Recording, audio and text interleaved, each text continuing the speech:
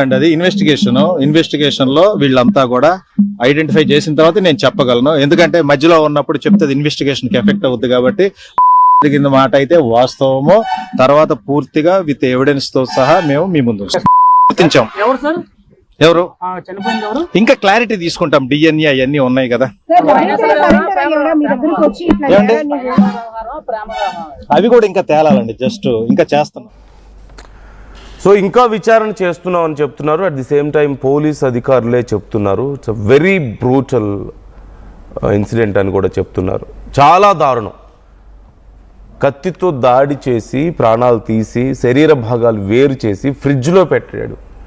కొన్ని తల and phone తీసుకెళ్ళి కాల్ చేసినట్లుగా తెలుస్తుంది. It's very cold blooded and very pre planned.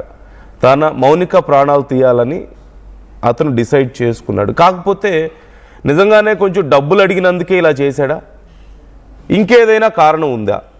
ఒకానొక కొంతమంది సమాచారం ప్రకారం, మనకు అందుతున్నటువంటి సమాచారం ప్రకారం ఈ విషయాన్ని బయటకు చెప్తాని బెదిరించిందనో, లేకపోతే వాళ్ళిద్దరి మధ్యలో ఈ రిలేషన్షిప్ విషయంలో కూడా కొన్ని బాగా గొడవలు అయ్యాయనే సమాచారం కూడా అందుతుంది. అయితే పోలీసులు ఇంకా కన్ఫర్మ్ చేయాల్సి ఉంది ఈ విషయాన్ని. వాళ్ళ కుటుంబ సభ్యులు ఏమంటున్నారు? మౌనిక కుటుంబ సభ్యులు మా ప్రతినిధి రామచంద్రరావు వాళ్ళతో మాట్లాడే ప్రయత్నం చేశారు, డీటెయిల్స్ తెలుసుకునే ప్రయత్నం చేశారు. అసలు వాళ్ళకి తెలుసా వీళ్ళ రిలేషన్ గురించి? వాళ్ళు ఏమంటున్నారు ఇప్పుడు? Let's take a look.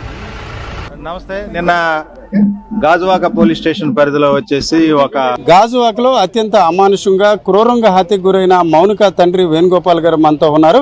ఇది ఒక రకంగా హృదయ విదారకమైన సంఘటన. నిజానికి చూసుకుంటే ఏ ఆడకూతురు కూడా ఈ రకమైన హింస జరగకూడదన్న అభిప్రాయం చాలా మందిలో వ్యక్తం అవుతుంది. అయితే ఈ అమాయకపు తల్లిదండ్రులు నిన్న ఉదయం దాదాపు 10:30 గంటలకు ఈవెంట్ కోసం వెళ్తానని మౌనిక ఇంటి నుంచి బయటకు వెళ్లారు. ఆ తర్వాత ఏం జరిగిందో అన్నది వారికి కూడా అర్థం కాని పరిస్థితి. దశలో వేణుగోపాల్ గారు మనతో ఉన్నారు. వేణుగోపాల్ గారు, అంటే ఇంతకుముందు మీరు మాట్లాడినప్పుడు పాప ఉదయం 10:30కి వెళ్ళింది అన్నారు. ఆ టైంలో ఎవరు నిన్న ఆదివారం ఉదయం వెళ్ళింది అన్నారు.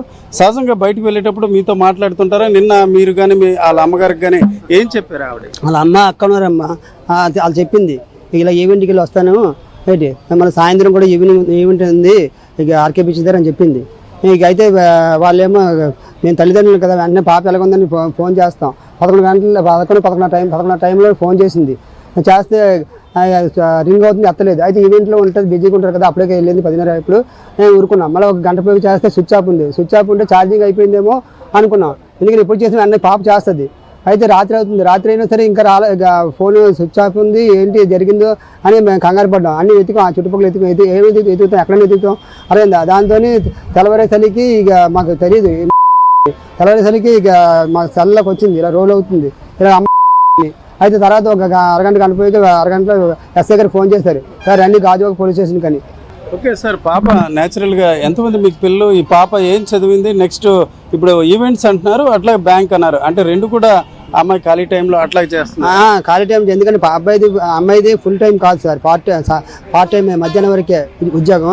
ఆ మిగతా టైంలో ఈవెంట్కి వెళ్తుంటుంది, అంటే ఖాళీగా ఫంక్షన్ పడేటప్పుడు సెలవులప్పుడు. నిన్న కూడా అట్లా అట్లా వెళ్ళింది బాబు. ఓకే, ఎంతమంది పిల్లలు సార్ మీకు? 3 పిల్లలు. మాది సంజయ్ వైకోలం తాడిచెట్లపల్లిలో ఉంటాము. ఓకే, సరే చూడండి, అంటే నేను అడగడానికి కూడా కొంత ఇబ్బంది ఉంటుంది. ఈ రవీంద్ర పరిచయం అని ఎప్పుడైనా అమ్మాయి మీకు చెప్పడం కానీ, వాడు చెప్పడం, అంటే పోలీసులకి ఇట్లా చెప్పినట్టు చెప్తున్నారు, అమ్మాయి నాకు వేధించింది అని, అంత కాదు. అలాంటి అవసరం మీకేమైనా కానీ అమ్మాయికి కానీ ఉన్నట్టు అనిపిస్తుందా? అది కాదమ్మా, వాడు చెప్పింది వాడు తప్పించుకుని అమ్మాయి నరహంతకుడు. అదేందా ఎవడు వాడుకుంటే వదిలేయాలి. ఇప్పుడు మా అమ్మాయి మంచిది కాదు అంటున్నాడు, వాడుకొని వదలాలి. అదేందా అది, లేకపోతే వాడు 2 కొట్టి వాడు అప్పు చెప్పాలి. వాడు ఎందుకంటే న్యాయ ఉద్యోగస్తుడు, మిమ్మల్ని అందరిని దేశాన్ని రక్షించిన వాడు. అదేందా అది అలా చేశాడు. ఇంకోటి ఆడ చేసినప్పుడు అందరూ కాళ్ళు ఎత్తుకొని చేస్తారు, ప్రతి ఆడపిల్లకి ఇదే చేస్తారు, ప్రతి తల్లిదండ్రులు ఇదే క్షోభ వస్తుంది. ఎందుకంటే వాడు ఏం చేశాడు, వాడుకుంటే వాడుకొని వదిలేయాలి. అదే లేకపోతే మాకు అప్పు చెప్పాలి, మీ పాపలో చేస్తుందని. అది తప్ప అన్ని అభియోగాలు చేస్తున్నాడు. అంటే ఆడు తప్పించుకోవాలి, ఎవడని చెప్తాడు కామనే. ఎందుకంటే అది ఆడి మీద రాకుండా అమ్మాయి డబ్బుల కోసం చేసింది, నేను చంపేశాను, అవన్నీ వస్తున్నాయి. మా పాప డబ్బులు అవసరం లేదు, మా ఉద్యోగస్తురాలు ఈవెంట్ చేసుకునేది మేము అందరూ ఉద్యోగస్తులేము. మాకు కావాల్సిన డబ్బు మా దగ్గరే ఉంది, ఎందుకంటే మాకు అవసరం ఉండదు. రేపు మా పిల్లకి కావాలని. అదేందా దయచేసి, ఎందుకంటే రేపు కూతురు అల్లుడితో శుభ్రంగా ఉండాలి, నా పిల్లలు మనవరాలను ఎత్తుకోవాలి. టైము వయసు అయిపోతుంది నాకు. అదే ఇక నాకు పాప ఉదయం లేచి నవ్వుతూ డ్యూటీకి వెళ్ళేది, కష్టపడితే కానీ ఉద్యోగం వస్తుంది, గవర్నమెంట్ ఉద్యోగం. ఎక్కడి నుంచో వాడికి కావాలని ఎందుకు కూతురికి వదిలేయాలి కదా, వాడుకుంటే వాడుకొని వదిలేయాలి కదా. అది కాదు బాధపడుతూ మీరు ఇలా మనిషి కావాలి, అలానే కాదు మనిషి కావాలి. ఇప్పుడు అదేందా మనకు మనిషి మా కూతురు కావాలి కదా. వాడు వాళ్ళు చేసిన తప్పు, ఆ తర్వాత వాడికి శిక్ష పడుతుంది, ఏది పడుతుందా ఏంటి,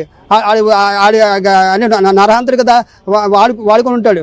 అందుకోసం ఆ అమ్మాయి ఇష్టపడలేదు, దానికి ఆ అమ్మాయి ఇష్టపడకపోతే వాడు బయటకు వచ్చేస్తే ఇస్తారని ఏంటి, వాడి ఉద్యోగం పోతుంది, తర్వాత వాళ్ళ భార్యకి చేస్తే అది ఆ సంబంధం పోతుందని, వాళ్ళ మధ్య సంబంధం పోతుందని మా పాపకి కావాలని ఎవరు ఇప్పుడు కొంచెం లైఫ్లో సగం మొక్క చిన్న చిన్న మొక్కలు చేసి అమ్మాయిని అదే ఎంత బాధపడింది నా కూతురు.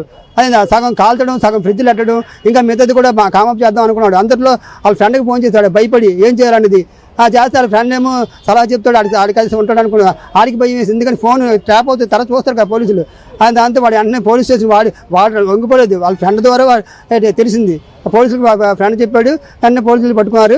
అదే దయచేసి మీడియా వాళ్ళు, పెద్దవాళ్ళు, ఆ పవన్ కళ్యాణ్ గారు, సీఎం గారు, మహిళా మండలి దయచేసి ఇప్పుడు వచ్చి మాకు ఏం న్యాయం జరగలేదు, మా పిచ్చోళ్ళకి ఇలా తిరుగుతున్నాం, నాకు నొప్పి వచ్చేస్తుంది, ఎందుకని మా పాప సంగతి నాకు ఏం చేయాలి, అదే నేనేం చేయాలి నాకు తెలియట్లేదు, నేను మీడియాలో చెప్పాలో చెప్పకూడదు నాకు తెలియదు.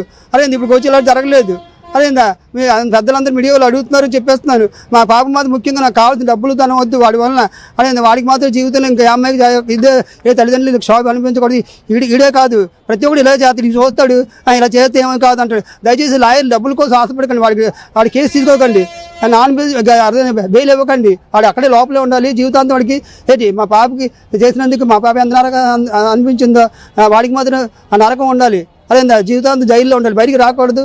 అదేందా వీలైతే ఇవ్వండి దయచేసి. ఓకే, ఇది అత్యంత బాధాకరం. తండ్రి ఆవేదన మనం విన్నాం. ఈ రకంగా అంటే ఒక బ్రూటల్ హత్య అన్న పదానికి నిర్వచనంగా ఈరోజు రవీంద్ర హత్య చేశాడు. అయితే మౌనికకు కానీ వారి కుటుంబ సభ్యులకి డబ్బులు అవసరమైన పరిస్థితి లేదు. కేవలం నిందితుడు నేరం నుంచి అలాగే శిక్ష నుంచి తప్పించుకునే క్రమంలో తన కుటుంబంపై ఈ రకమైన నింద వేస్తున్నట్టు కూడా వేణుగోపాల్ చెప్తున్నారు. అయితే వాస్తవానికి చూసుకుంటే నిందితుడు నిన్న ఉదయం ఆమెను అపార్ట్మెంట్కి రప్పించారు. ఆ క్రమంలో 10:30 గంటలకు ఈవెంట్ కోసం వెళ్తానని ఇంటి నుంచి బయటకు వెళ్ళిన మౌనిక తిరిగి రాలేదు. రాత్రి వరకు చూసిన వారు ఇతరుల నుంచి కూడా కొంత గాలింపు చర్యలు చేపట్టారు. అయితే ఉదయంకి కొన్నిసార్లు ఈవెంట్లో ఉండిపోవడం, ఫోన్ స్విచ్ ఆఫ్ అవడం ఇలాంటి సంఘటనలు జరుగుతాయి. కాబట్టి ఆ క్రమంలో ఆమె అందుబాటులో రాకపోయి ఉండొచ్చని వారు అంతా ఆగారు. అయితే ఈరోజు ఉదయం తెల్లవారుజాము నుంచి మీడియాలో కథనాల ద్వారా తాను తెలుసుకుని వచ్చినట్టు చెప్తున్నారు. ఏదేమప్పటికీ వేణుగోపాల్ తండ్రి వారి కుటుంబ సభ్యులు ఆవేదన వ్యక్తం చేస్తున్నారు. నిందితుల పట్ల పోలీసులు కఠిన చర్యలు తీసుకోవాలని కూడా డిమాండ్ చేస్తున్నారు.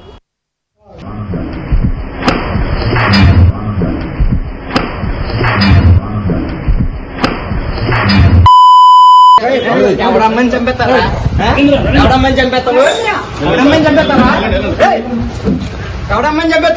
తప్పు చేసి చూపించరా, ఏదో మండలిస్తావు చెప్పండి.